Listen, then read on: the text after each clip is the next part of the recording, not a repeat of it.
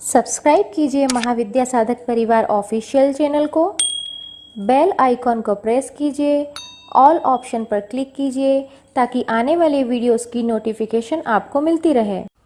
नमस्कार, मैं महाविद्या साधक परिवार से ऑफिशियल चैनल से आपको संबोधित कर रहा हूं और थोड़ी दिनों बाद संबोधित कर रहा हूं। समय हो गया है और मेन वीडियो तो मैंने बनाया था द रिलीजियस माइंड। उसके बाद शरद पूर्णिमा पे भी एक वीडियो बनाया था तो डिलीट कर दिया जाता है उसके बाद। पर ये वीडियो डिलीट नहीं होगा, यह जब तक चैनल रहता है हमेशा चलता रहता है। दिस इज़ परमानेंट वीडियो, ये परमानेंट वीडियो है।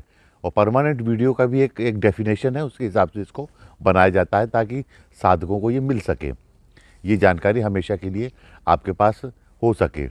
सबसे पहले आज 12 दिसंबर है और कुछ ऊहापोह की स्थिति थी कि नए वर्ष का शिविर कैसे किया जाए। तो नए वर्ष का शिविर एक लग रहा था ऑनलाइन कर लें ऑफलाइन कर लें। ऑफलाइन बहुत एक्सपेंसिव शिविर होते हैं, खर्चे होते हैं, मेरे पर लोड आता है, सारी बातें होती हैं, तैयारी करनी पड़ती है। पर जो ऑफलाइन का मज़ा है वो ऑनलाइन का मज़ा नहीं है। ऑनलाइन इस जिसे कहना चाहिए कि उसका एक अल्टरनेट है, एक मैन चीज़ है। और ऑनलाइन में मैन मेड चीज़ें नहीं है, ऑनलाइन बिल्कुल एक्सटम्पोर चलता है, वो एक अलग चीज़। ऑफलाइन जो है एक अलग तरीके से चलता है। तो मैं आज जो आपको कहूँगा वो कुछ बातें ऐसी रहेंगी कि हो सकता है सहमत ना हो सकता है जो आपको हिला के रख दें। पर अगर ना भी समझ में आए तो उसको ऐसे ना लीजिएगा, हम बात करेंगे उस बारे में।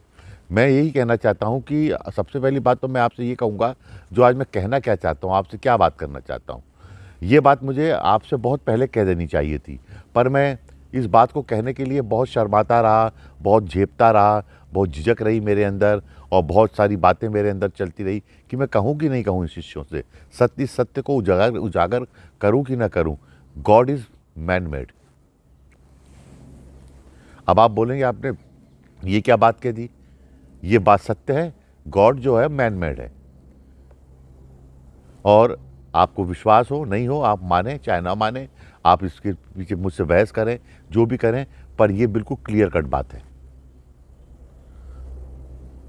और इसके ऊपर कोई स्थिति है और उसके बारे में भी मैं बात करूंगा। और मैन मेड होना कोई बुरी बात नहीं है, मैन मेड होना कोई गलत बात नहीं है। मैन मेड होने का मतलब ये नहीं कि रिजल्ट नहीं आते हैं। मैन मेड होने का ये मतलब नहीं है कि वो चीज़ कुछ गड़बड़ सड़बड़ है, ऐसा कुछ भी नहीं है। और मैन मेड चीज़ भी कभी कभी गॉड मेड से बहुत अच्छी होती है। आपको मैं बता दूं, आपके घुटने हो सकता है 10,000 20,000 किलोमीटर चलने के बाद घिस जाए, पर घुटने जो मैन मेड घुटना होगा वो 10 लाख किलोमीटर चलने के बाद भी नहीं घिसेगा। फर्क है, दोनों में डिफरेंस है। और गॉड जो मैन मेड चीज़ है वो एक अलग बात है और जो मैन मेड नहीं है वो एक अलग बात है। इन दोनों के बीच में मैं आज डिफ्रेंशिएशन कर दूंगा। और ये मैं समझता हूँ ये मेरे जीवन का सबसे कठिन और सबसे कठिन वीडियो होगा। शायद मेरी बात आज आपको समझ में नहीं आए, 20 साल बाद आए, 10 साल बाद आए, 15 साल बाद, 30 साल बाद आए, पर यह आपको समझना पड़ेगा कि इस अर्थ पे जो गॉड आप देख रहे हो वो मैन मेड है। इसीलिए सारी समस्याएं हैं, सारी मुसीबत है, सारी जड़ें हैं।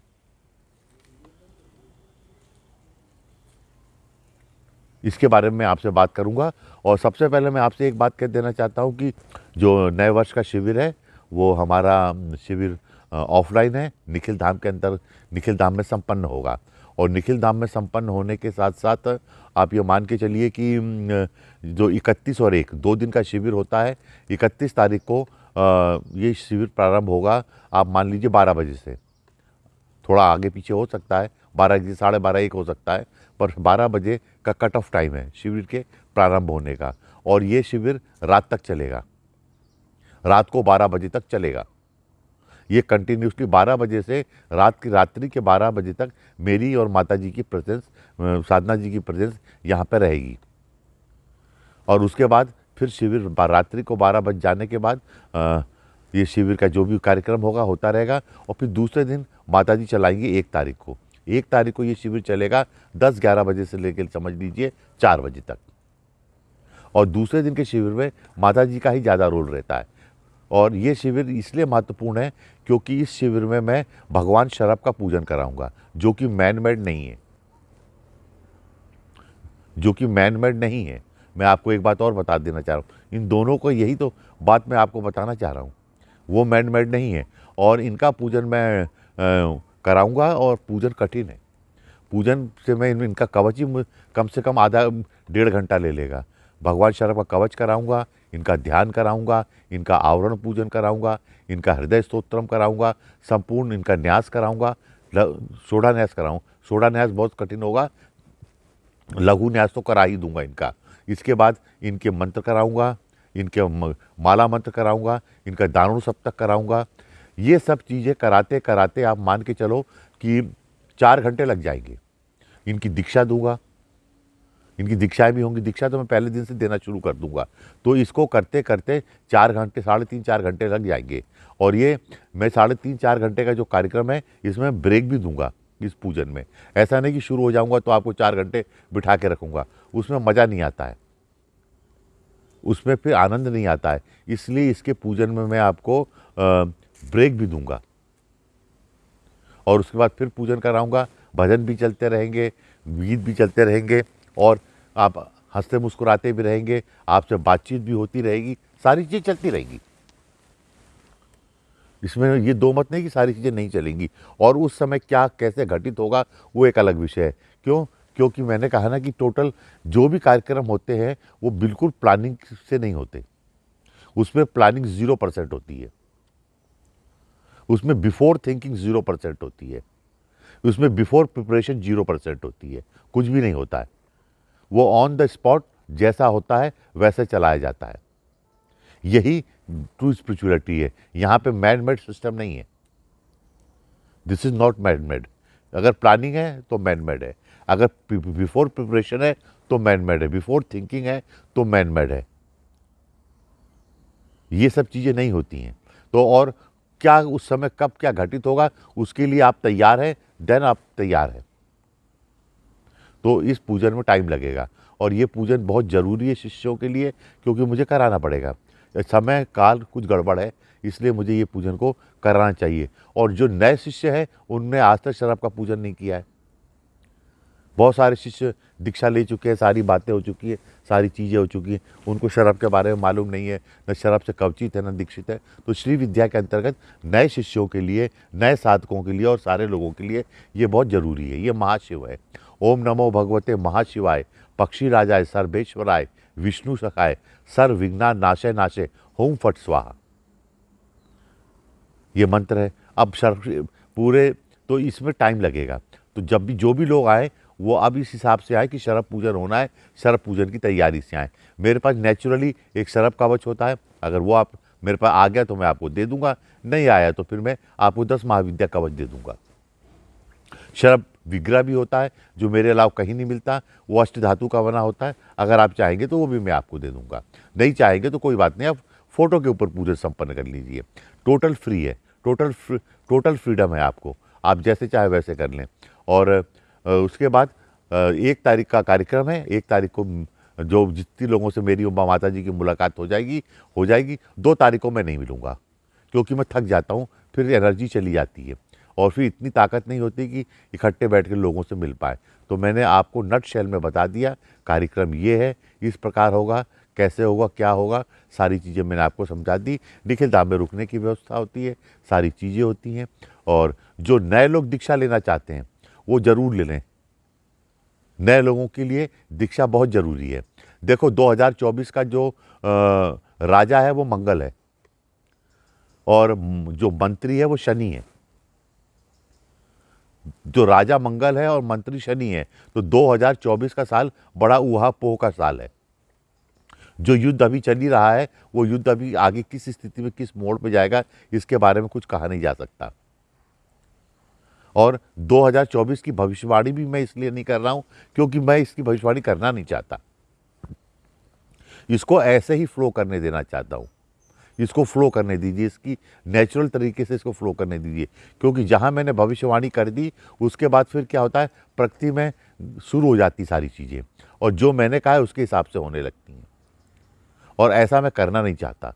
मैं चाहता हूं कि 2024 का वर्ष जैसा फ्लो कर रहा है वैसा ही फ्लो करता रहे, और आपके लिए जो भी हो, ये परिवर्तनकारी वर्ष है, इसमें परिवर्तन बहुत है, अच्छे बुरे सब तरह के परिवर्तन है, तो एक परिवर्तनकारी साल है। और हाँ, इतना मैं ज़रूर कुछ चीज़ों के लिए मैं 2024 को कोडेट कर देता हूँ कि इस बार बरसात बहुत अच्छी होगी। 2024 में डबल बरसात होगी, बहुत अच्छी बरसात होगी, सीज़न का क्लाइमेटिक कंडीशंस बहुत अच्छी हो जाएंगी 2024 में, जिसकी मुझे चिंता होती है। पूरे देश में क्लाइमेटिक कंडीशंस अच्छी होगी, अच्छी बरसात होगी, फसल अच्छी होगी। ये एक मेन मुद्दा होता है जिस पे मैं इंटरफेयर करके बोल देता हूँ। अब इसके बाद क्या होगा, अब इसके बाद नहीं भी होने होगी, तो अब प्रकृति में लिखा गया कि ऐसा होगा, अब ये बात नहीं कटेगी। और बाकी चीज़ों को मैंने प्रकृति के हिसाब से छोड़ दिया है, सारी चीज़ें कर दी हैं कि जैसा चले वैसा चले, उसमें मुझे इंटरफेयर करने की ज़रूरत नहीं है। तो हम आनंद मंगल के साथ हंसते मुस्कुराते हुए आपके साथ नए वर्ष का स्वागत करेंगे। नया वर्ष है, और अंग्रेजी कैलेंडर के माध्यम के हिसाब से इसको आप हम 1 जनवरी को वो मानते हैं, नया वर्ष मानते हैं, और विश्व की 99% जनसंख्या इसको नव वर्ष के रूप में मानती है। अगर 99% लोग नव वर्ष के रूप में मान रहे हैं तो इसी को मानना ज़्यादा उचित है, और इसी दिन मना लेना चाहिए। स्वागत होना चाहिए नव वर्ष का, अच्छे से हंसते मुस्कुराते खिलखिलाते हुए, और आप सब लोग मेरे साथ हों, अच्छे कपड़े पहने हुए हों, अच्छे से नहाए धोए हों, बाल ठीक हों, आपके कपड़े आप में ड्रेस सेंसेस अच्छे हों, एक सोफिस्टिकेटेड वे में आते हैं शिष्ट तो अच्छा लगता है, सारी चीज़ सीखते हैं। मैंने अब आपको एक बात बोलता हूँ कि जब अपना लॉकडाउन चल रहा था तो मैं आता रहता था, और उस समय मैं अप्सरा साधना कर रहा था। तो मैंने एक दिन कह दिया ऐसे ही कि अपनी उपस्थिति का एहसास कराओ, बस इतना ही कहा था मैंने, अपनी उपस्थिति का एहसास कराइए। बस ये कहना था कि फजीयत शुरू हो गई। कभी ऐसा लग रहा था कोई बालों में हाथ फेर रहा है, कभी ऐसा लग रहा था कोई ओठ को, ये तो इतनी समझ के वही ओठ खींच के चला गया, कभी ऐसा लग रहा था कोई गाल को सहला आ रहा है, कभी कोई ऐसा लग रहा था कि कोई मुंह पे हाथ फेर के चला गया। ये इतना ज़्यादा घटित होने लगा, ओठों को कोई स्पर्श करके चला गया, कभी कोई लगता था कंधे पे हल्के से किसी ने हाथ रख दिया, कभी किसी ने पीछे बालों को हिला दिया, बाल अचानक उड़ने लगे, किसी ने बालों में कुछ छेड़ दिया। तो ये अपनी उपस्थिति का एहसास होता है, ऐसे एहसास होने लगते हैं साधनाओं में। अगर आप कह दें कि आप कृपया अपनी उपस्थिति का एहसास कराएं, तो आपके ओठों को कोई ना कोई स्पर्श करके चला जाएगा। आपके ओठ ऐसा लगेगा कि आपके ओठों और इतना होता, और ये जो स्पर्श होता है, ऐसा नहीं कि कोई रात को सोते अंधेरे में होता है। मैं तो गाड़ी से 12 बजे, 2 बजे, 2:30 बजे अपनी गाड़ी में बैठ कर आता हूँ, तब मेरे साथ होता है। इसको कोई हम भ्रम नहीं कह सकते कि 2 बजे दिन में 2 बजे आपके किसी ने ओठ पे एकदम हाथ रख दिया, आपको पता चला, किसी ने आपके गाल पे एकदम से आके आपको स्पर्श कर दिया, एक हल्का सा स्पर्श कर दिया, आपको पता चल गया, किसी ने आपके बालों को छेड़ दिया, आपको पता चल, किसी ने आपके चेहरे से आके अपना चेहरा लगा दिया, आपको पता चल गया, और आपकी आंखें बंद हो गई और सामने बहुत अति सुंदर चेहरा आपके सामने आ गया। तो ये साधनाएं हैं। ये अब इससे ज़्यादा भी बहुत कुछ होता है जो मैं अभी इस पे आप लोगों के सामने बोलना नहीं चाहता, पर ये चीज़ें होती हैं, बिल्कुल क्लियर कट एक्सपीरियंसेस होते हैं, क्लियर कट सारी बातें होती हैं कि ये होने लगी हैं। ये आगम का विषय है, ये मैन मेड नहीं है, ये एक अलग बात है। आपने हमेशा मुझे देखा है, आपने मुझे देखा, मैं बहुत ज़्यादा पंचांग देखता हूँ, बहुत ज़्यादा कैलेंडर देखता हूँ, बहुत ज़्यादा तिथियाँ देखता हूँ, बहुत ज़्यादा राशिफल देखता हूँ। क्यों नहीं करता? क्योंकि this is all man made, ये सारा मनुष्य के द्वारा निर्मित है। सो कॉल्ड बुक्स जितनी भी हैं, 100% बुक्स जो हैं स्पिरिचुअल बुक्स हैं, जो यहाँ पे हैं, एक आध अपवाद को छोड़ के सब मैन मेड हैं, मनुष्य के द्वारा लिखी गई हैं, मनुष्य के द्वारा निर्मित है, टोटल मैन मेड है। जितने भी टेम्पल्स हैं, जितनी भी मंदिर हैं, जितने भी सारी दुनिया में जितने भी पूजा स्थान हैं, ये सब मैन मेड हैं, और जो बन रहे हैं वो भी मैन मेड है, 100% मैन मेड है। इसमें मनुष्य के द्वारा बनाए गए हैं, मनुष्य के द्वारा निर्मित किए गए हैं, मनुष्य की उसमें प्लानिंग है, मनुष्य का उसमें स्वार्थ है, मनुष्य का उसमें चिंतन है, मनुष्य की उसमें सोच है। हर जगह मनुष्य उसमें इन्वॉल्व है। वो मेंटेन भी मनुष्य के द्वारा होते हैं, उनकी सारी चीज़ें भी मनुष्य के द्वारा होती हैं, उनमें प्राण प्रतिष्ठा भी मनुष्य के द्वारा ही होती है, उनके विग्रह भी मनुष्य के द्वारा निर्मित किए जाते हैं। ये मैं एक धर्म की बात नहीं कर रहा हूँ, चाहे बुद्धिस्ट हो, चाहे इस्लाम हो, चाहे क्रिश्चियनिटी हो, चाहे सिखिज़म हो, चाहे कोई सा भी धर्म हो, चाहे हिंदुइज़्म हो, चाहे सनातन धर्म हो, चाहे XYZ, कितने भी चीज़ें, they are totally man made. ये पूरा मनुष्य के द्वारा निर्मित है, पूरी मनुष्य के द्वारा चिंतित की है।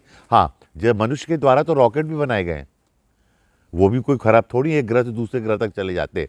मनुष्य के द्वारा तो कारें भी बनाई गई हैं, मनुष्य के द्वारा तो टायर भी बनाए गए हैं जो आपके पाँव घिस जाएं अगर आप 10,000 किलोमीटर 5,000 किलोमीटर चलो बिना चप्पल के, पर 5,000 10,000 किलोमीटर तो टायर चलते हैं, घिसते नहीं हैं। तो मनुष्य के आपको अगर शरीर में कोई चीज़ें टाइटेनियम के जो इक्विपमेंट्स लगते हैं बॉडी के अंदर, इम्प्लांट्स होते हैं, वो तो 2,000 साल भी नहीं खराब होंगे। आपकी हड्डी तो 100 साल में खराब हो जाएगी, 70 साल में खराब हो जाएगी, पर जो इंसान के द्वारा बनाई गई चीज़ लगाई गई है वो इतने दिनों में भी खराब नहीं होगी। तो हम ऐसा तो नहीं कि हर जगह तो नहीं, पर ये सब चीज़ें मैन मेड हैं। इस चीज़ को मैंने समझा, इस चीज़ को मैंने जाना, यहीं से आप में ऋषि तत्व और ऋषि चिंतन आएगा, जब आप समझ लोगे व्हाट इज़ मैन मेड और what is not man made. तो जो भी आज लोगों को मैं बहुत इतनी विरासत देखता हूँ लोगों की, अगर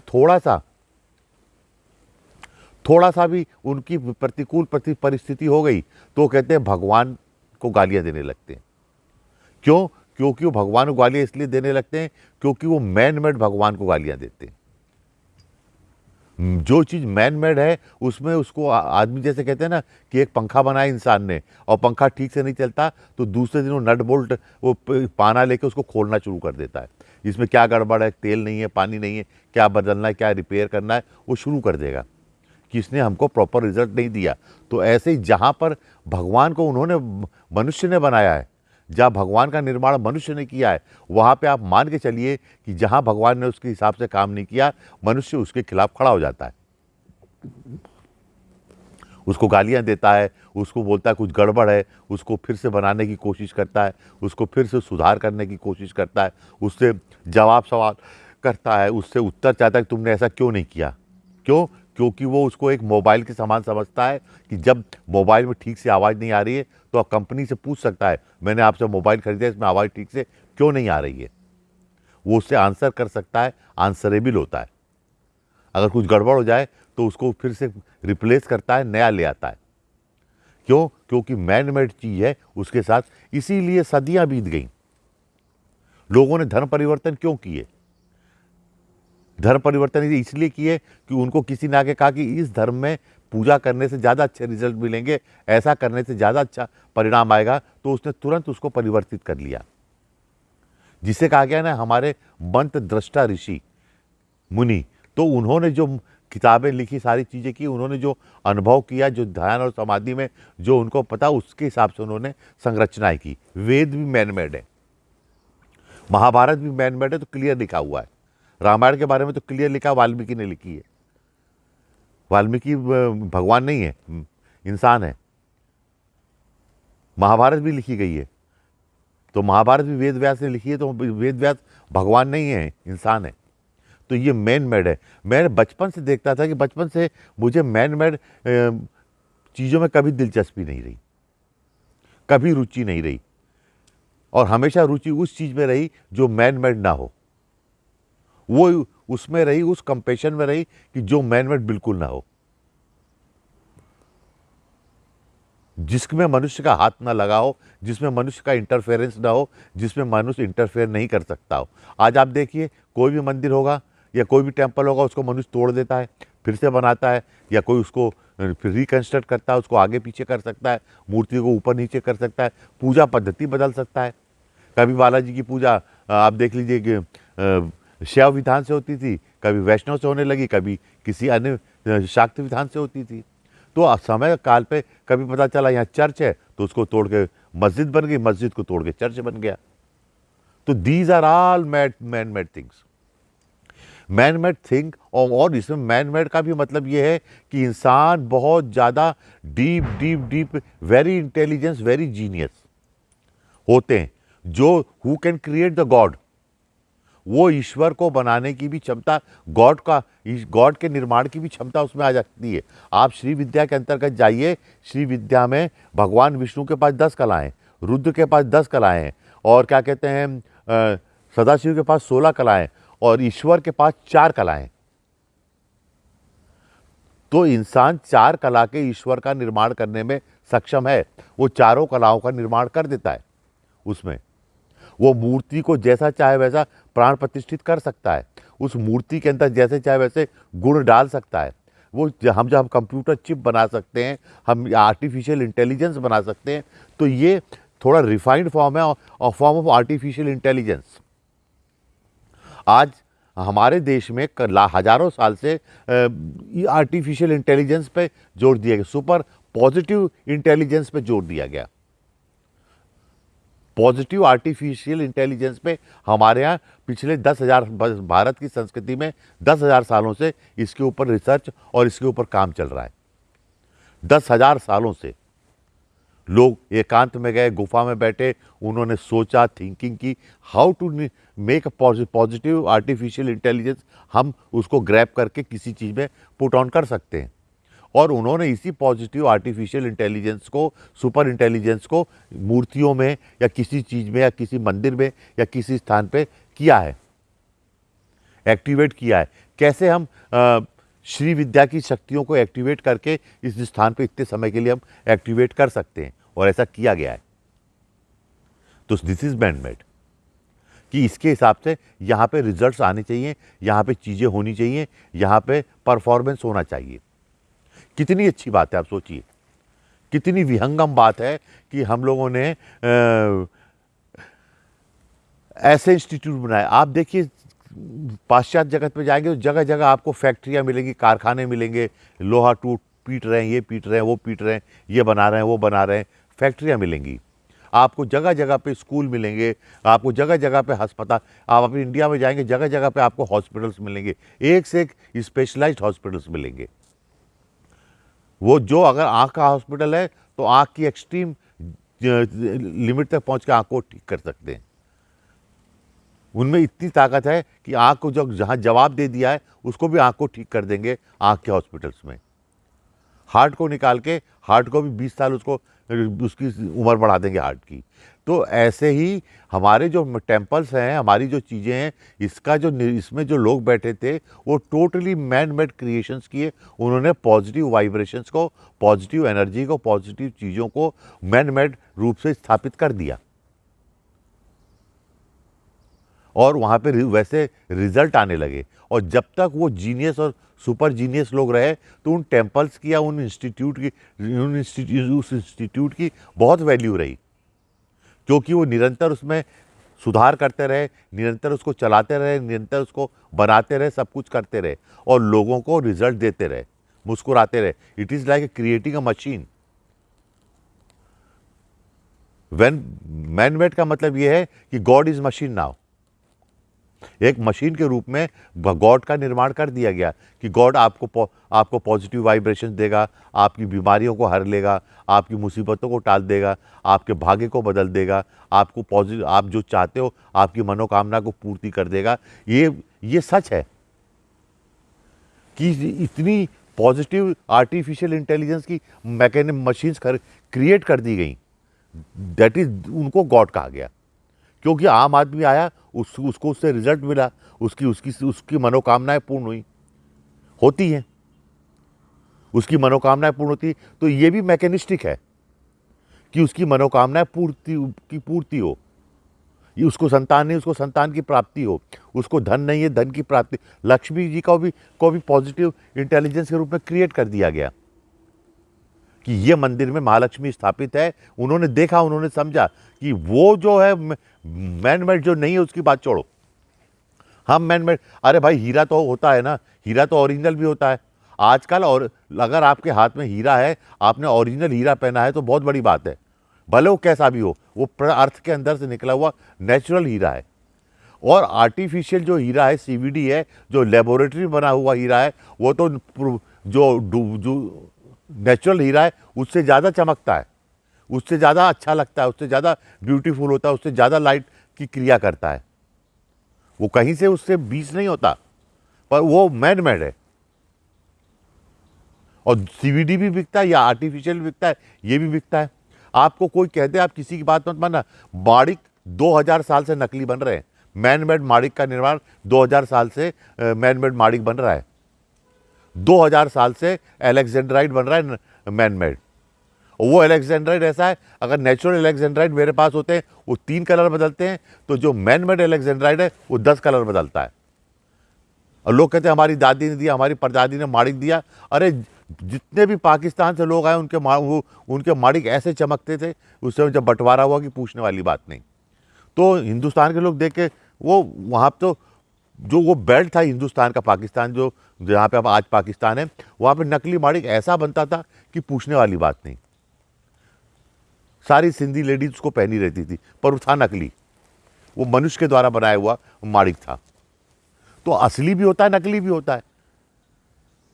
अब नकली मैन मेड जो माणिक है वो असली से ज़्यादा चमकदार होता है, कई बार ज़्यादा अच्छा दिखता है पॉलिश करने पे, पर हम लोग पहचान जाते हैं ये मैन मेड है। उसको नकली कह के नहीं कहना चाहिए, वो मैन मेड है। तो अब तो यही मैं आपको समझाना चाह रहा हूँ। जिस दिन आपका माइंड इतना ऊपर उठ जाएगा, इतना क्लासिकल हो जाएगा, इतनी समझदारी हो जाएगी आपको सारी चीज़ देख के कि this is a man made process, it is made by human being, it is run by human being, it is energized by human being, but it gives result to the human beings, क्योंकि human beings ने अपने स्वार्थ के लिए, अपने सारी चीज़ों के लिए बहुत रिसर्च की है। आज भी आप देखिए, मैं लोगों को मिलता हूँ 50 साल के हो गए पर इनसिक्योरिटी में जीते हैं, इतने इनसिक्योर्ड होते हैं। बात करते समय कि समझ में आता है यार ये मेरा शिष्य की क्या है, कितना इनसिक्योर्ड है, कितना असुरक्षित अपने आप को महसूस करता है, कितना घबराया हुआ है। तो इसके लिए क्यों ना एक ऐसी मशीन क्रिएट की जाए, कोई ऐसा मैन मेड चीज़ क्रिएट की जाए जिससे इसकी असुरक्षा को दूर किया जा सके। फिर वहाँ पे मैं कर सकता हूँ, फिर मैं उस काइंड की एनर्जी को एटमॉस्फेयर से या भगवान से संसार से पकड़ के किसी भी चीज़ में डाल के वो क्रिएट कर सकता हूँ कि हाँ ये इसकी तू उपासना कर, इसको इस तरीके से चल, तो दोनों चीज़ें सिंक्रोनाइज्ड होकर उपासना हो जाएगी, और तेरी भी होगी वहाँ भी होगी, दोनों की एनर्जी मिल जाएगी, और ये तेरी असुरक्षा की भावना सदा के लिए चली जाएगी। पर उसके लिए मेरे पास वो पावर, वो सिद्धि होनी चाहिए मैं मैन मेड उस चीज़ का निर्माण कर सकूं, उस मंत्र का निर्माण कर सकूं, उस टेक्निक का, उस प्रथा का, उस पूजन का निर्माण कर सकूं। मैन मेड गॉड जो है वो आपके कर्मों को भी काट सकता है। मैन मेड गॉड जो है वो आपकी रक्षा भी कर सकता है। एक कुत्ता आपकी रक्षा कर सकता है, तो man made super artificial intelligence, तो पॉजिटिव इंटेलिजेंस तो आपकी बहुत रक्षा कर सकता है। एक घर में कुत्ता पाल लो, वो आपकी रक्षा कर लेगा, तो वो क्यों नहीं कर सकती पावर? वो पावर भी कर सकती है। उस पावर को भी पर वो मैन मेड है। अगर किसी मंदिर में भैरव जी की मूर्ति लगा के रखी गई है और भैरव की पूजा कराई जाती है, तो वो मूर्ति मनुष्यों के द्वारा बनाई गई है, और एक निश्चित समय पे, निश्चित काल पे, एक निश्चित तरीके से उसकी पूजा अर्चना करने पे, उसको सामग्री अर्पित करने से, उसका आह्वान करने से, मैनमेड तरीके से आह्वान करने से वो एनर्जी वहाँ क्रिएट हो जाएगी। जो मंदिर जितने पुराने होते हैं, लोग कहते हैं हम वहाँ जाते हैं, हमको बहुत अच्छा लगता है। देखिए, जितने ज़्यादा लोग जाएंगे, जितने ज़्यादा लोग विजिट करेंगे, वहाँ उतनी पॉजिटिव वाइब्रेशन छूटेंगी, वो क्योंकि दिल से छूटेंगी, और दोनों तरफ से काम होता है। तो वहाँ पे जो अशरीरी लोग हैं भी, सूक्ष्म शरीर है, वो भी उतनी मात्रा में उस स्थान को विजिट करेगा। तो वो स्थान पे तो उतनी एनर्जी हो गई ना, उतनी एनर्जी तो वहाँ पे छूटती है, तो वो एनर्जी काम करती है। मैं कैसे काम करता हूँ? द कंपैशन इज देयर, जो इंसान के काम करने का सबसे बढ़िया तरीका है कि व्हाट इज गॉड। मेरे अंदर से गॉड कब जनरेट होता है? जब मैं कंपेशन होता है मेरे अंदर। अगर मैं आह्लादित हो जाऊं, अगर मैं प्रसन्न हो जाऊं, दिल से प्रसन्न हो जाऊं, आह्लादित हो जाऊं, मुस्कुरा दूं, किसी के ऊपर उमड़ जाऊं, तो आप समझ लीजिए वो मर भी रहा होगा। अगर ब्रह्मा ने उसकी किस्मत में 10 साल की उम्र लिखी होगी, तो आप बता दूं मेरे जैसा साधक अगर उमड़ जाए उसके ऊपर, वो 100 साल भी नहीं मरेगा, की उम्र में भी नहीं मरेगा। हाँ, पर वो आह्लादित हो जाना चाहिए, वो उमड़ घुमड़ जाना चाहिए, वो मेरे दिल को प्रफुल्लित हो जाना चाहिए, मेरे मन को अति प्रसन्नता हो जानी चाहिए। वो कैसे होगी, क्या होगी, उसका कोई नियम नहीं है, उसका नियम नहीं। हाँ, पर कभी हो वो एक जिसे कहते हैं वो होगी इनोसेंस से, वो इनोसेंस वहां पे लगता है इनोसेंस। वहां पे आप तिरुपति बालाजी जाएंगे तो उनके शरीर में अष्टलक्ष्मी भी स्थापित कर दी गई हैं। जो मूर्ति बनाई गई है, जो मूर्ति है वो इतनी साइंटिफिक है कि उसके अंदर अष्टलक्ष्मियां हैं। पहले वो क्या होता था कि जो नीचे एक पावर है, पद्मावती की पावर है, वहाँ पे बालाजी थे। तो वहाँ पे क्या होता था कि पद्मावती हर चीज़ को देख के बिल्कुल आह्लादित हो जाती थी, दयार्द हो जाती थी, दया में आ जाती थी। अरे ये आया है, इसकी टांग टूटी हुई है, इस पर कृपा कर दो। वो कर्मों को नहीं देखती थी, बस उनके आंसू बहने लगते थे। वो इतनी जल्दी दयालु हो जाती थी। फिफ्थ एलिमेंट वहाँ पे एक्टिव था, लव। तो लव की टॉप एज स्टेज थी। तो लव की जो टॉप एज स्टेज होती है, उसमें अनकंडीशनली हर चीज़ के लिए बिना सोचे समझे आदमी दे देता है। तो जो जैसा भी आया, वह पता चला 100 खून करके आए तो भी उसमें भी दया आ गई। तो वहाँ बहुत जो ज़बरदस्त उल्टे सीधे रिजल्ट्स आने लगे थे। तब वहाँ पे ऊपर पे बालाजी को एकांत में एक अकेले स्थापित किया गया कि इतने। अब और फिर भी वो बालाजी के साथ भी एक दिक्कत ये हो गई कि वो इतनी जल्दी दया नहीं कर रहे थे। मेरे जैसे हो गए कि भाई ये एकदम से कोई आया नहीं कि बस दया का बिल्कुल करुणा का रस बह रहा है। तो अष्टलक्ष्मियों की स्थापना की गई पूरे शरीर में। ओम नमः श्री अष्टलक्ष्मी। तो जैसे ही कोई आता है, भक्त आता है, कोई लोग आते हैं, तो वो अष्टलक्ष्मियाँ उनके अंदर दया और करुणा का संचालन कर देती हैं कि अब आप तुरंत इसकी विश पूरी कर दीजिए, इस पर दया कर दीजिए, करुणा कर दीजिए, इसकी विश पूरी कर दीजिए। तो 99.9% लोग तो विश पूरी कराने ही जाते हैं ना। 1% व्यक्ति तो अलग तरीके का होता है, जो जानता देखने जाता है what is man made here, ये यहाँ पे मनुष्य ने इसका कैसे निर्माण किया है।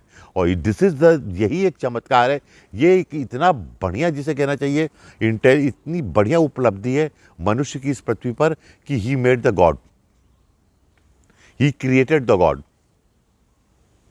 For himself. अपने लिए उसने, मनुष्य ने भगवान का भी निर्माण कर लिया। ऐसा सुपर डुपर भगवान का निर्माण किया है कि आप मान के चलिए कि सारी चीजें प्राप्त कर लेता है उनसे। मोक्ष भी प्राप्त कर लेता है, भोग भी प्राप्त कर लेता है, पैसा भी प्राप्त कर लेता है, रुपया भी प्राप्त कर लेता है, पुनः आयु ऐश्वर्य सब कुछ प्राप्त कर लेता है, आनंद भी प्राप्त कर लेता है।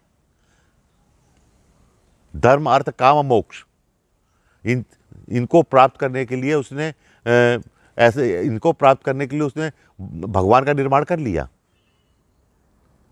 और जो इस बात को समझ गया, वो आस्तिक हो गया, वो जरूर भगवान के सामने सर झुकाएगा। इसमें नास्तिकता की कोई बात नहीं है, या इसमें भगवान को छोड़ने की कोई बात नहीं। क्यों? क्योंकि उसने करा है ना। इसमें तो और पक्का हो गया।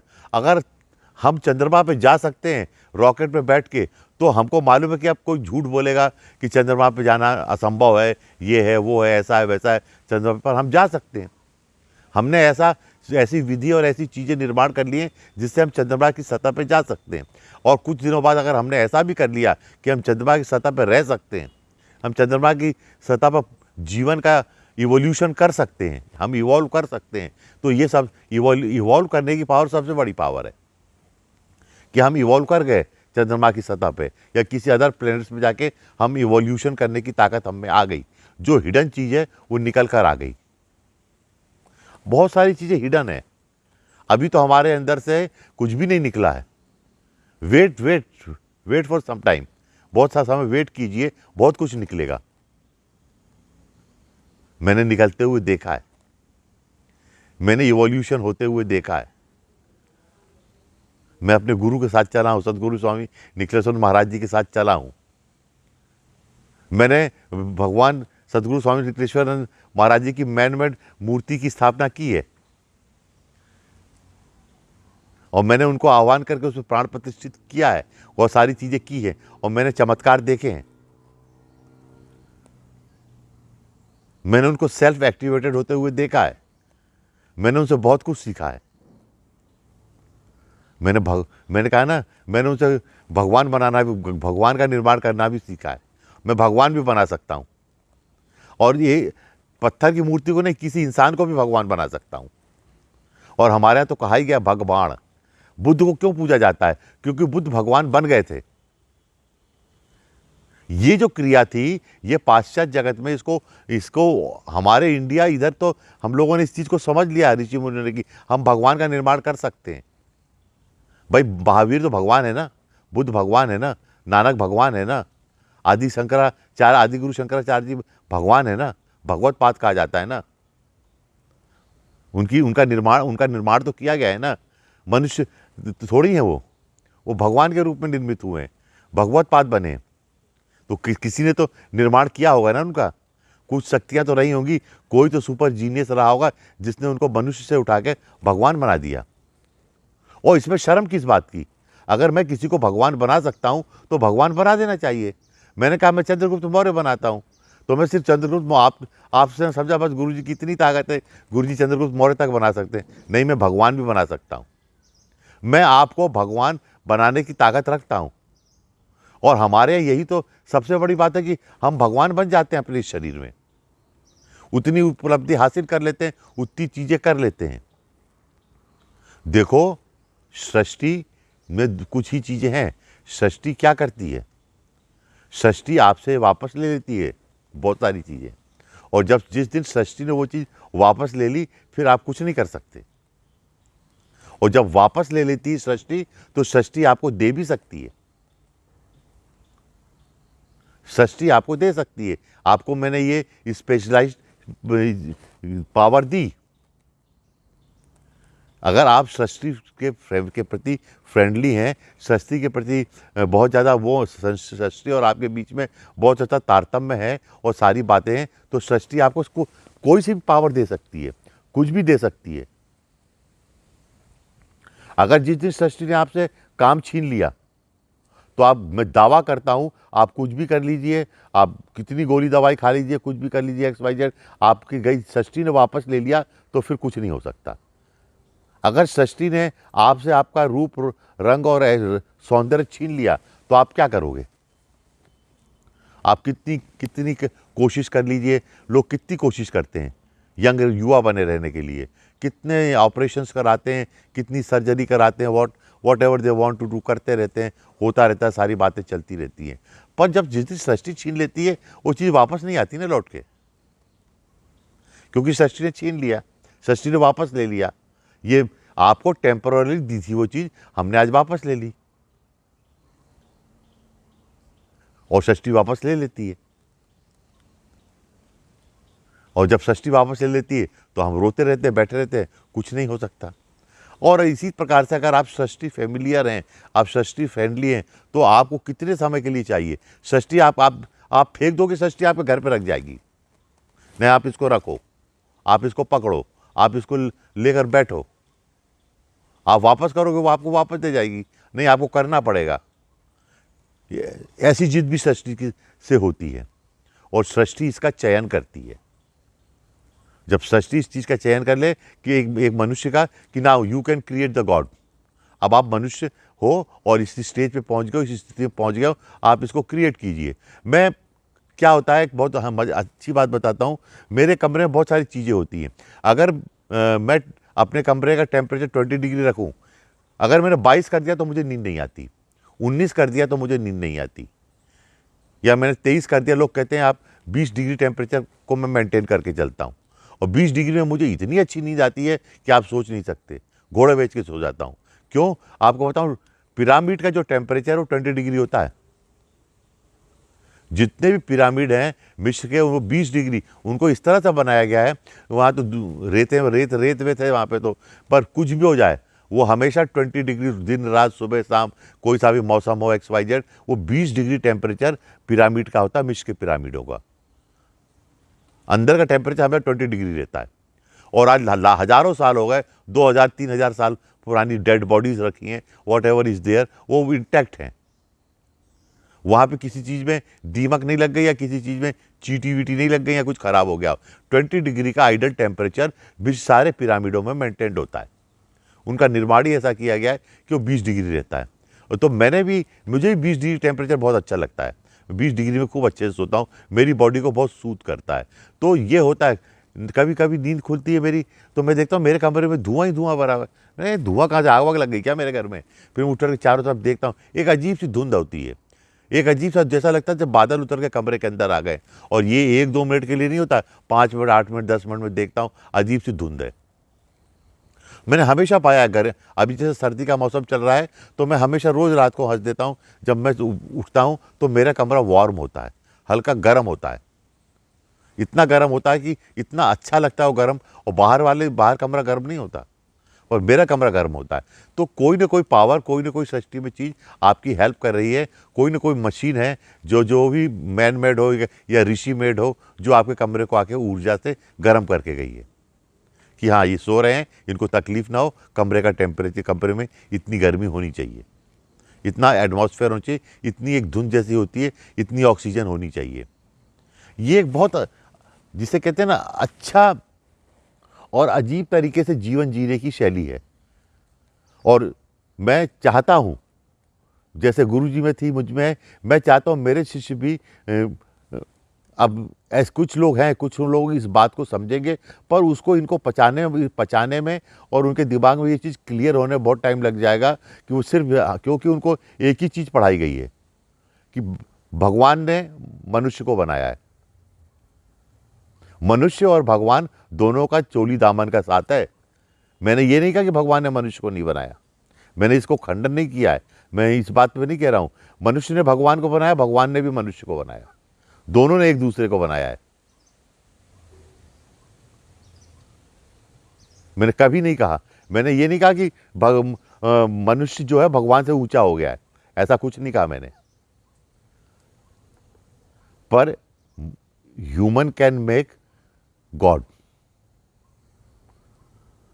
मनुष्य भगवान को बना लेता है। हो सकता है ये बात मेरे अलावा आज तक न यूट्यूब पे कही गई है, न ये बात किसी टीवी में कही गई है, न ये बात किसी ग्रंथ में कही गई है, क्योंकि मार कुटाई शुरू हो जाएगी ये बात सुन के। और इस बात को कह देने के बाद करोड़ों अरबों अध्यात्म और या धर्म के क्षेत्र में चलने वाले और इस रिलीजियस नॉनसेंस के रूप काम करने वाले लोग कहेंगे कि ये क्या कह दिया। उनको समझने में टाइम लगेगा। आप इस बात को मत मानिए, और मैं चाहता भी नहीं हूँ मेरे शिष्य इस बात को माने।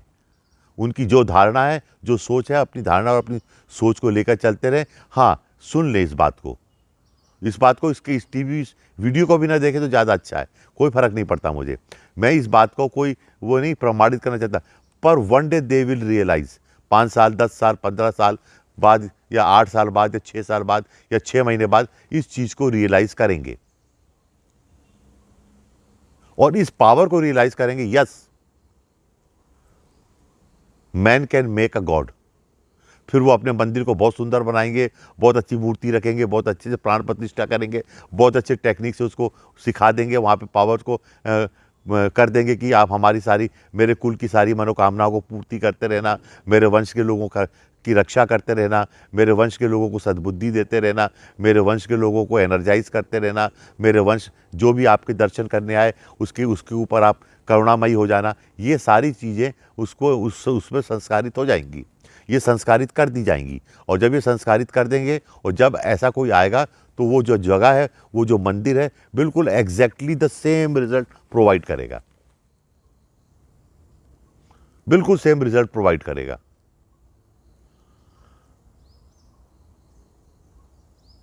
आप मेरी बात को समझ रहे हैं गंभीरता से, या इसको बहुत सूक्ष्मता से आपको इसको समझने की जरूरत है। और यही एकमात्र तरीका है जिसके माध्यम से नास्तिकता को पूरी तरह से हटाया जा सकता है और एक सोफिस्टिकेटेड जीवन जिया जा सकता है। मैं आपको डार्क एजेस में ले जाना नहीं चाहता।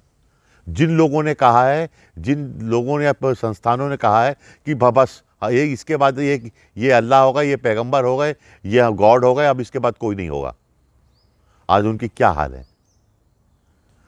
झूठ झूठ बात जो कही गई है चीज़ें, आज वो सब मैन मेड बातें कही गई स्वार्थ के लिए, आज देखिए लाखों लोग मर रहे हैं, लाखों लोग हिंसा की तरफ मुड़ गए हैं, लाखों लोगों की बर्बादी हो रही है इस पृथ्वी पे, कितने घनघोर युद्ध चल रहे हैं। क्या कोई ईश्वर या भगवान ऐसे युद्ध के लिए करता है कुछ? युद्ध के लिए कोई नीति बनाएगा? बिल्कुल नहीं बनाता। नरक में झोंकने के लिए मनुष्य का निर्माण कभी नहीं करेगा। अपने निर्माण को नरक में झोंकने के लिए कोई भी ईश्वर ऐसा काम नहीं करेगा। मैं ऐसा कोई वीडियो नहीं बनाऊंगा जो मेरे द्वारा निर्मित हो, इसलिए निर्मित हो कि लोग उसको देखें ही ना, लोग कह लें कि क्या बकवास बात की, इनको कुछ नहीं आता। उससे किसी को कोई प्राप्ति ही ना हो, उससे किसी के सोचने का कोई नया आयाम ही ना खुले, उससे किसी के दिमाग में झटका ही ना लगे कि जो बात कही गई है हमें इस पे भी एक बार विचार करके देखना चाहिए। अगर ऐसा वीडियो, बेकार वीडियो बनाता हूं तो बात ही क्या हुई फिर? तो कोई भी निर्माण इस तरह से कोई करना ही नहीं चाहता। और मनुष्य ने भगवान का निर्माण किया, उसी भगवान ने मनुष्य को डार्क एजेस से बाहर निकाला, अंधेरी गुफाओं से, अंधेरे रास्तों से, अंधेरी खोखली संरचनाओं से बाहर निकाल के बाहर खड़ा किया है। उसने प्रकाश प्रदान किया, उसने अंधेरे को दूर किया, उसने डार्क एजेस से बाहर निकाला। और यही मनुष्य के आगे बढ़ने की विद्या है कि और अभी भी मनुष्य बहुत सारी डार्क एजेस में और अंधेरी खोखली गुफाओं में मनुष्य का जीवन पड़ा हुआ है, जिससे हमें उसको निकालने की जरूरत है लंबे समय तक। ये जो असुरक्षा की भावना है, ये जो धन की कमी है, ये जो दरिद्रता है, ये जो रोग है, ये जो बीमारी है, ये जो सामाजिक स्थितियां हैं, ये जो समाज का पतन हो के मार्ग है, ये जो मारा मारी है, खींचातानी है, ये सब डार्क एजेस हैं। ये जीवन को एक पुरातन कालीन स्थिति में ले जाते हैं। जब मैं किसी को शिष्य बनाता हूं और दीक्षा देता हूं तो मेरा एक ही उसके प्रति विधान रहता है कि आने वाले 6 से 8 महीने तक तुम त्यागते जाओ। तुम 8 महीने तक या 2 साल तक कुछ भी प्राप्ति की उम्मीद मत रखो। तुम्हारे अंदर ऐसी क्रिया करो कि तुम अगर गलत लोगों की संगत में हो तो उससे तुम छूट जाओ। अगर तुम्हारी कुछ दारू वारू पीने की या नॉनवेज खाने की आदतें तो तुम उससे मुक्त हो जाओ। अगर तुम्हारी और भी गलत चीज़ें हैं, तुम्हारी जो चीज़ें हैं उससे तुम चोरी चकारी करते हो, उल्टे सीधे काम करते हो, झूठ बोलते हो, गलत नज़रों से स्त्री को देखते हो, जो भी हो, इन चीज़ों से 6 महीने तक सूक्ष्म से लेकर अति सूक्ष्म तक सिर्फ तुम्हारे अंदर से निकलता जाए। सिर्फ 6-8 महीने तक तो तुम्हारे अभी तुम्हें कुछ भी प्राप्त करने की जरूरत नहीं है, अभी निकलता जाए तुम्हारे अंदर से। और 6-8 महीने तक, 9 महीने तक अभी सब चीज़ें तुम्हारी नौकरी बार बार जाती, वो चीज़ चली जाए, तुम्हारा बार बार तबीयत खराब होती, वो चीज़ हट जाए, तुम रोज बैठ के डिप्रेस होते हो, वो चीज़ तुम्हारे अंदर से निकल जाए, तुमको रात को नींद नहीं आती, वो चीज़ तुम्हारे अंदर से निकल जाए, तुम्हारा रोज किसी से झगड़ा होता है, वो चीज़ तुम्हारे अंदर से निकल जाए। ये सब चीज़ें पहले निकलनी चाहिए। 8 महीने तक, 9 महीने तक शिष्य की दीक्षा के बाद उसके अंदर से निकलना चाहिए। तुम गुरु को गाली बकते हो, भगवान को गाली बकते हो, ये सब तुम्हारे अंदर से निकल जाए। जब तक 8 महीने तक, 7 महीने तक, 9 महीने तक तुम्हारे अंदर से ना निकले तो क्या दिक्कत है? और फिर तुम जब मेरे पास आते हो रोते हुए, कलपते हुए, तो भाग जाते हो मुझे छोड़ के, फिर आते हो साल 2 साल बाद, तो फिर मैं देखता हूँ अभी आ गए ना, अभी 3-4-5 महीने तक इसका कोई काम, अभी ये सब निकल जाए पहले, फिर मैं वो क्रिया शुरू करता हूँ कि जो है इसके अंदर कचरा निकलता जाए। ये फिर लेकर आ गया तमाशा, तो वो निकालना पड़ता है। और जब ये निकलने की प्रक्रिया आपकी समझ में आ जाएगी कि हाँ गुरुजी निकाल रहे हैं और अभी तो सब फेंकते जाना है उठा के बाहर, तब आपको समझ आए कितना बड़ा काम कर रहे हैं, किस तरीके से काम किया जा रहा है कि ये सारी चीज़ें निकाली जा रही हैं। ये सारी चीज़ें हमारे अंदर से निकाली जा रही हैं तो काम होगा। एक आदमी को इंडिविजुअल बनाने के लिए ये बहुत ज़रूरी है। ठीक है, आप किसी के पति हैं, आप किसी के पिता हैं, आप किसी के आप कोई नौकरी करते हैं, आप वैज्ञानिक हैं, XYZ बहुत कुछ हैं आप। पर स्पिरिचुअलिटी, आपको स्पिरिचुअलिटी में यूनाइटेड कुछ भी नहीं होता। स्पिरिचुअलिटी वेरी वेरी इंडिविजुअल है और वनरेबल है। जब आप किसी पेड़ के नीचे बैठे होंगे या कहीं खड़े होंगे, उस समय आपके पास ना कोई सुरक्षा होगी, और जब आप ये भूल गए होंगे कि मेरा बच्चा कौन है, मैं ये नहीं, इनको छोड़ने की ज़रूरत नहीं है कि आप इनको छोड़ दीजिए, ये सब आपके साथ चलते रहे। उसके साथ चलते चलते भी एक रूप आपका ऐसा होना चाहिए जिसमें आप इंडिविजुअल हैं, जिसमें आप वकील नहीं हैं, आप डॉक्टर नहीं हैं, आप कोई अफसर नहीं हैं, आप कोई व्यापारी नहीं, सो एंड सो कुछ नहीं है, आप एक सिंपल हैं। उस समय आप देखेंगे कि कैसे काम होता है। उस समय देखेंगे the real God will come to you.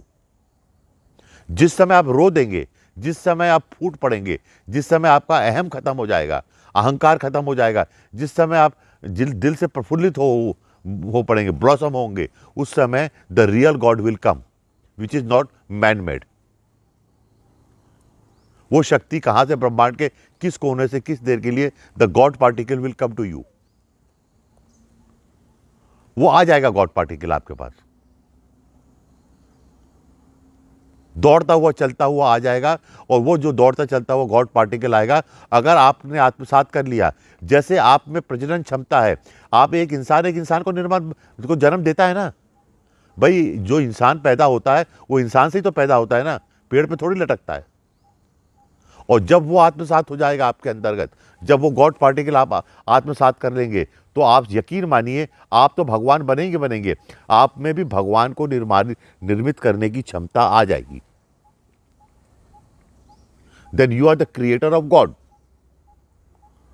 आप गॉड को क्रिएट कर सकते हो, ऐसे गॉड को क्रिएट कर सकते हो जिसकी आपने कल्पना नहीं की होगी। और ये सत्य है। आप इस पर ये आपको सोच के बैठ के चिंतन मनन करके देखना पड़ेगा।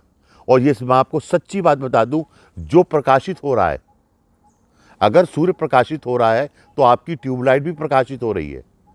अगर सूर्य प्रकाशित हो रहा है तो आपके घर में लगी सर्च, आप बड़ी सी एक लाइट को भी प्रकाशित कर सकते हैं। और आप हमेशा फोटोकॉपी और इमिटेट करने की कोशिश करते ही हैं।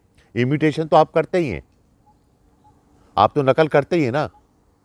अगर पक्षी आकाश में उड़ रहा है तो वायुयान भी आकाश में उड़ रहा है, आपने पक्षी की नकल तो कर ली ना।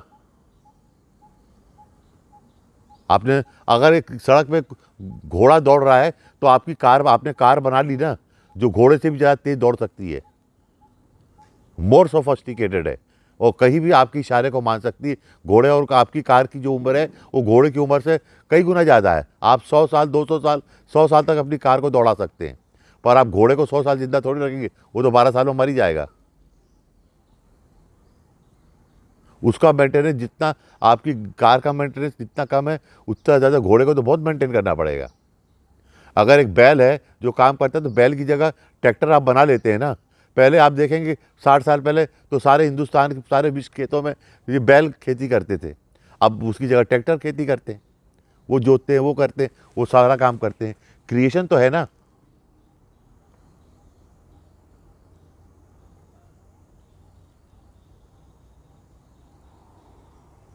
मेरा आप लोगों को बहुत बहुत आशीर्वाद है।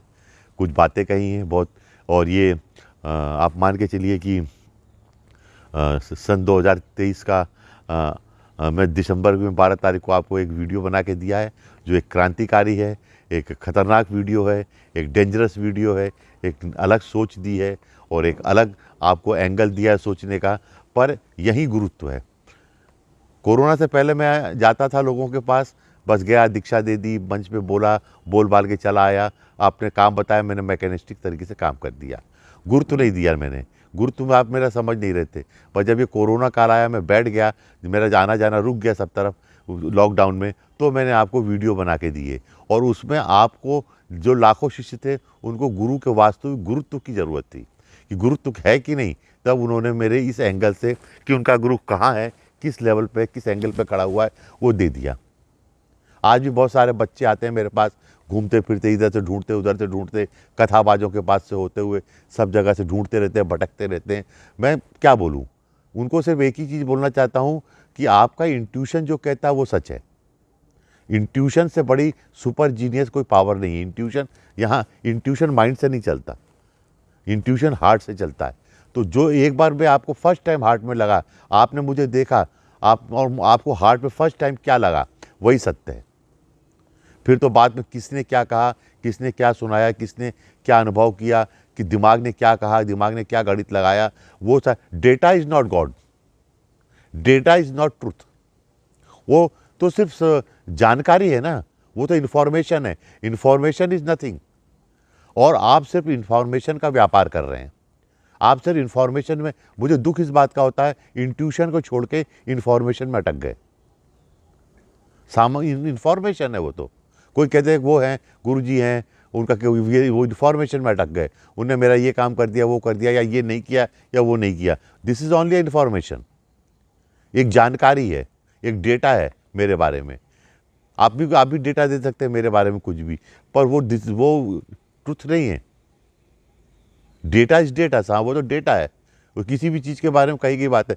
आप यहाँ बैठ के कह सकते हैं कि वाह सिक्किम कितना सुंदर है, कितने पेड़ लगे हैं, कितनी अच्छी हवा आती है सिक्किम में, कितनी अच्छी नदी बहती है, बहुत वंडरफुल जगह है, हमें सिक्किम में घूमना चाहिए, रहना चाहिए, हमको बहुत अच्छा फील हुआ। उससे क्या होता है? वो तो आपने this is all data. A person who went to Sikkim, who lived there, जहाँ पे उसने एंजॉय किया, उसका क्या, हर आदमी का अपना अलग अलग अनुभव होगा, उसने क्या किया, वो सिक्किम है। बाकी तो इन्फॉर्मेशन है, डेटाज हैं, और डेटाज के पीछे ये सारी दुनिया ही डेटा के पीछे भाग रही है, इन्फॉर्मेशन के पीछे भाग रही है। तो डेटा और इन्फॉर्मेशन से कुछ नहीं होता। वो गलत रिजल्ट भी दे सकती है, जरूरी नहीं कि वो हमेशा सही रिजल्ट ही दे।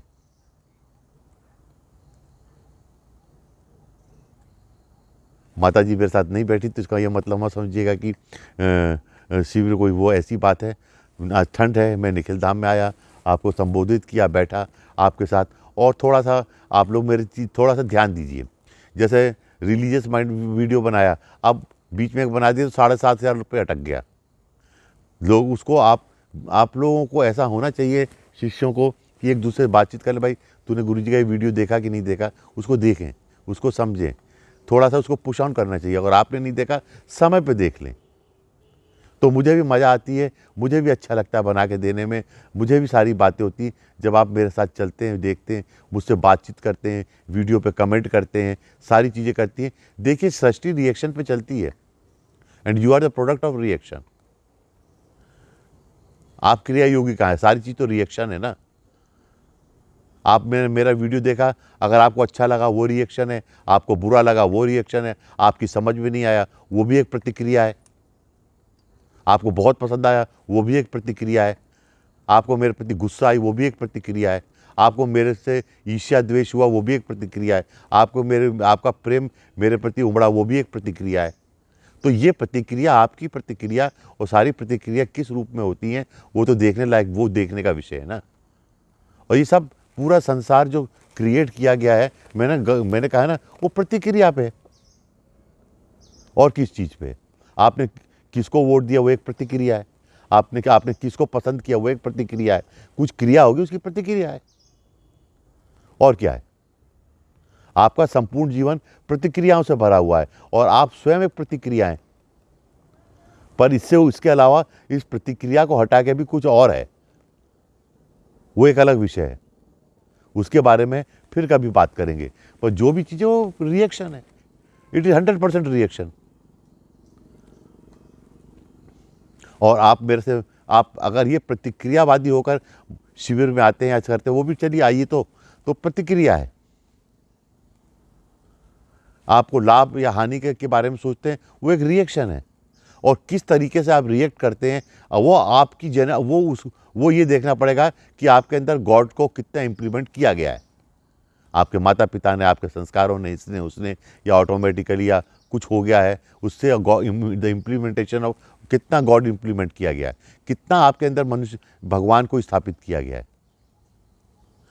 बहुत कॉम्प्लिकेटेड विषय है, बहुत ज़बरदस्त मैट्रिक्स है ये। पर बिलीव मी, हाँ, आप मान के चलिए एक न एक दिन आप मेरे से जुड़े रहते हैं।